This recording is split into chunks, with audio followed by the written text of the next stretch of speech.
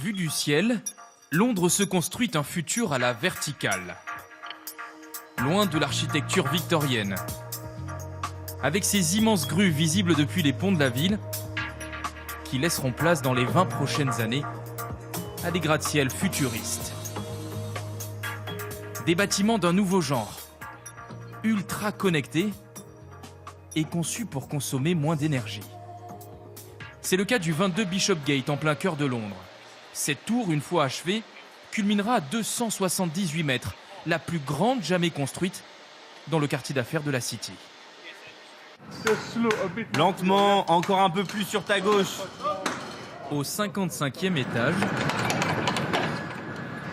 des fenêtres de plus de 600 kilos sont apposées une à une au-dessus du vide, grâce à un système de poulies.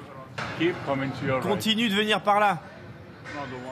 Un travail de précision, sous le contrôle de Karen Cook, l'architecte à l'origine de ce projet. Nous avons travaillé avec des ingénieurs automobiles de Formule 1 pour donner au building une forme aérodynamique. Car Londres est située sur une île et il y a beaucoup de vent qui arrive de la Tamise. Ensuite, le verre des vitres a été choisi pour absorber 60% de lumière en plus qu'un immeuble classique, ce qui permettra de moins éclairer et de réduire la consommation électrique. Et à l'intérieur de chaque vitre, il y a un store que chaque personne pourra contrôler directement depuis son téléphone. Le gratte-ciel sera aussi l'un des premiers au monde à utiliser la sécurité biométrique avec reconnaissance faciale à l'entrée. Quant aux occupants les plus sportifs, ils profiteront d'un mur d'escalade de plus de 100 mètres avec vue imprenable sur Londres. Plus de 500 projets de gratte-ciel sont actuellement en cours dans la capitale britannique. Sur cette animation en bleu, les gratte-ciel qui sont en train de sortir de terre. En jaune, ceux qui ont reçu une autorisation de construire.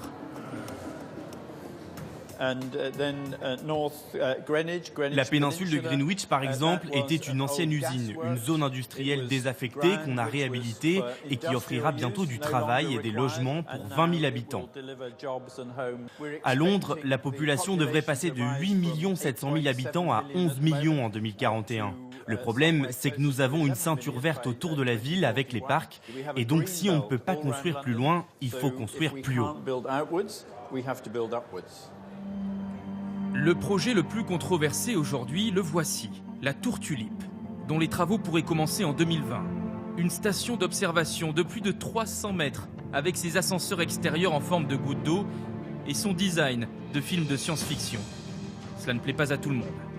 Emily G fait partie des Londoniens qui veulent à tout prix éviter que Londres perde son cachet historique et devienne demain le New York européen.